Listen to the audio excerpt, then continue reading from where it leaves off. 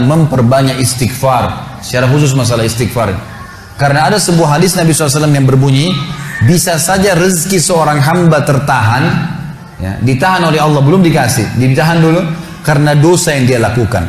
Karena dosa yang dia lakukan. Jadi dosa itu bisa menahan. Bisa saja kita mau coba masuk proyek gagal, coba istighfar kepada Allah SWT. Kan? Jadi memang ada dosa yang mengganjal, intinya begitu. Pernah ada 3 orang datang kepada Hasan Basri rahimahullah, seorang ulama tabi'in yang masyhur. Datang 3 orang ini, dan Hasan Basri ini juga terkenal dengan kesolehannya. Kalau ngomong selalu surga, neraka, rahmat dan taubat dan azab. Itu saja berputar perkataannya Hasan Basri rahimahullah. Jadi orang sering datang ke rumahnya minta nasihat. Ada 3 orang datang satu hari antri di rumahnya. Yang satu masuk mengatakan, wahai imam, wahai kiai, wahai ustaz, saya sudah lama menikah dengan istri saya ini, tapi belum dapat anak. Sudah 10 tahun nikah nggak dapat anak. Kami sudah ikhtiar ke tabib ini, minum itu, tapi belum juga Allah takdirkan. Apa saran Anda? Maka kata Hasan Basri, perbanyak istighfar. Perbanyak ya, bukan kerjakan istighfar, perbanyak. Terus lisanmu astagfirullah wa atubu ilaih, astagfirullah terus diucapin. Jangan berhenti. Gitu. Maka kemudian keluar orang tersebut. Masuk orang kedua mengatakan, wahai imam, saya sudah lama kena penyakit di perut saya, sakit terus. Kalau sakit saya sampai nggak bisa tahan, rasanya pengen mati saja kena sakitnya. Sudah coba berobat ke sana sini nggak sembuh-sembuh. Apa saran Anda? Kata Hasan Basri, perbanyak istighfar. Perbanyak istighfar. Amalin, pulang.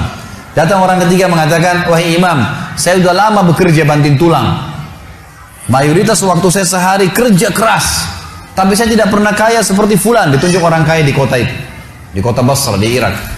Apa saran Anda? Kata Hasan Basri, perbanyak istighfar. Pulanglah 3 orang ini. Lalu kemudian istri Hasan Basri bertanya, wahai suamiku, ketiga orang ini tadi butuh, satu mungkin dikasih modal, mungkin satu ditunjukkan tabib yang tepat, mungkin obat. Kenapa Anda cuma suruh istighfar saja? Kenapa enggak istighfar diikutin dengan yang lainnya? Dikasih modal, dikasih obat. Kata Hasan Basri, wahai istriku, tidakkah kau dengar kalau mereka sudah ikhtiar dan sekarang tinggal mereka terbuntu, tertutup di sebuah pintu yang mereka tidak tahu bagaimana jalan keluarnya. Maka saya mengingat firman Allah dalam surah Nuh. Surah Nuh ini surah nomor 71 ya. Ayatnya ayat 10 sampai ayat 12. Nabi Nuh alaihissalam berkata kepada kaumnya tentang istighfar. Surah Nuh surah nomor 71 ayat 7 ayat 10 sampai ayat 12. A'udzubillahi minasyaitonirrajim, faqultu astaghfiru rabbakum innahu kana ghaffara yursilis samaa 'alaikum midrara wa yumdidkum bi amwalin wa banin wa yaj'al lakum jannatin wa yaj'al lakum anhara. Kata Nabi, kata Allah Subhanahu wa taala, Nuh berkata kepada kaumnya, istighfarlah, minta taubatlah kepada Tuhan kalian, sesungguhnya Dia Maha menerima taubat hamba-hambanya. Manfaatnya Dia akan menurunkan untuk kalian dari langit midrara. Midrar, kata para ulama tafsir, bisa berarti hujan yang lebat, bisa berarti rezeki yang non-stop, terus dikasih sama Allah bertubi-tubi. Dan dengan istighfar Allah akan memperbanyak harta dan keturunan kalian, dan Allah akan jadikan kebun-kebun kalian lebat, dan Allah akan suburkan juga seluruh sungai-sungai kalian. Jadi di sini manfaat daripada istighfar. Ada kisah yang lain teman-teman sekalian, kisah Imam Ahmad rahimahullah. Imam Ahmad rahimahullah dari 4 madhab tadi, Abu Hanifah, Malik, Syafi'i dan Ahmad. Ahmad bin Hanbal muridnya Imam Syafi'i. Madhab yang keempat. Imam Ahmad rahimahullah di akhir hidup beliau ulama besar hadis. Di akhir hidup beliau pernah terlintas di benaknya untuk mendatangi sebuah kota di Irak. Kenapa ke sana nggak tahu. Pokoknya pengen ke sana gitu. Imam Ahmad pergi ke sana. Tiba di kota itu, tapi saya tidak temukan dalam riwayat ini kota apa yang dimaksud. Tiba di kota itu, Imam Ahmad tiba azan maghrib. Lihat masjid, ada satu masjid, masuk ke masjid itu sholat berjamaah. Orang nggak tahu dia, karena zaman dulu orang tidak ada foto, tidak tahu lihat bagaimana wajah siapa orang ini, nggak kenal. Habis sholat maghrib, Imam Ahmad duduk sedikit baca Al-Quran. Azan Isya dia ikut sholat. Selesai Isya, Imam Ahmad pergi ke pojok masjid, mau geletak tidur. Marbot masjidnya datang, dekatin. Wahai Syekh. Syekh ini dalam bahasa Arab 3 artinya. Bisa hal dari 3. Bisa orang tua, Syekh. Bisa orang alim, bisa orang kaya. Jadi tidak selamanya kalau antum dipanggil di Saudi Syekh dianggap orang alim gitu.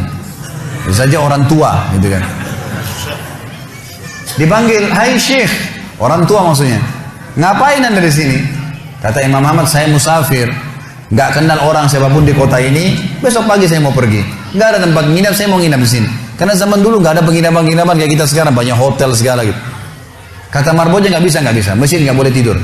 Kata Imam Ahmad, saya didorong-dorong keluar dari masjid. Orang ini nggak tahu kalau ini Imam Ahmad, kalau tahu mungkin diundang ke rumahnya. Tapi ini marbot, masya Allah, istiqamah ini gitu. Keluar dari masjid, ditutup pintu masjid sama dia. Imam Ahmad lihat orang yang sudah pergi, Imam Ahmad lihat ada teras masjid, tidur di teras masjid. Balik lagi marbotnya. Wahai Syekh, ngapain sini? Musafir, mau tidur, nggak ada tempat nginap. Nggak bisa Syekh. Teras pun nggak boleh, peraturan. Ini saya bilang tadi istiqomah luar biasa nih. Imam Ahmad bilang, saya didorong-dorong ke jalanan. Dorong ke jalanan. Waktu saya lagi didorong ke jalanan, ternyata masjid bersebelahan dengan kios penjual roti. Ada satu orang penjual roti di sebelah masjid. Lalu dia mengatakan, Syekh, dipanggil Imam Ahmad, silakan ke tempat saya. Imam Ahmad pun datang.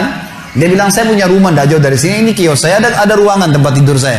Silakan anda pakai nginap, besok anda mau pulang silakan. Kata Imam Ahmad menceritakan tentang keadaan dia dengan penjual roti ini. Dia bilang, ada satu perilaku penjual roti ini yang unik. Imam Ahmad tertarik dengan itu. Dia bilang, setiap kali orang ini pecahin telur, ngambil terigu, ngambil garam, itu sambil astagfirullah wa atubu ilaih, astagfirullah wa atubu ilaih. Terus lisannya nggak pernah berhenti nih, astagfirullah wa atubu ilaih, kecuali Imam Ahmad bilang, saya ajak ngomong atau dia bertanya pada saya. Kalau berhenti, istighfar lagi. Selalu begitu. Kata Imam Ahmad, saya bertanya, sudah berapa lama kau amalkan nih? Orang itu bilang, sudah lama, dari saya masih bujang. Kebetulan orang ini sudah tua seumur sama Imam Ahmad, sudah mendekati 60 tahun lebih gitu. Baik, dia bilang, sudah lama, dari saya masih bujang. Kata Imam Ahmad, ma thamaratu istighfarik, apa manfaatnya istighfarmu? Apa yang kau dapatkan dengan istighfar yang sebanyak ini? Kata dia, tidak ada apapun yang saya minta kepada Allah kecuali diijabah. Apa saja saya minta Allah kasih, tinggal satu yang belum Allah kasih. Kata Imam Ahmad, apa itu? Dia bilang, saya minta dipertemukan sama Imam Ahmad. Lah ya, kisah nyata. Imam Ahmad mengatakan, Allahu Akbar, istighfarmu lah yang membuat saya datang ke kota ini, tidak tahu kenapa. Istighfarmu yang membuat marbot masjid mendorong-dorong saya keluar masjid. Istighfarmu yang mendatangkan saya ke tempat ini, tempat praktekmu, ke rumahmu. Karena saya adalah Ahmad bin Hanbal. Saya adalah Ahmad ibn Hanbal. Bagaimana istighfar teman-teman sekalian mendatangkan rezeki yang luar biasa. Permintaan apapun didatangkan. Seorang alim ulama biasa didatangin, ini malah didatangkan sama Allah ke tempat orang ini karena istighfarnya. Dari memperbanyak istighfar manfaatnya sangat besar. Hadis Bukhari kata Nabi SAW, siapa yang mulazamah selalu istighfar, Allah akan jadikan jalan keluar dari masalahnya dan Allah akan berikan rezeki dari tempat tidak disangka-sangka.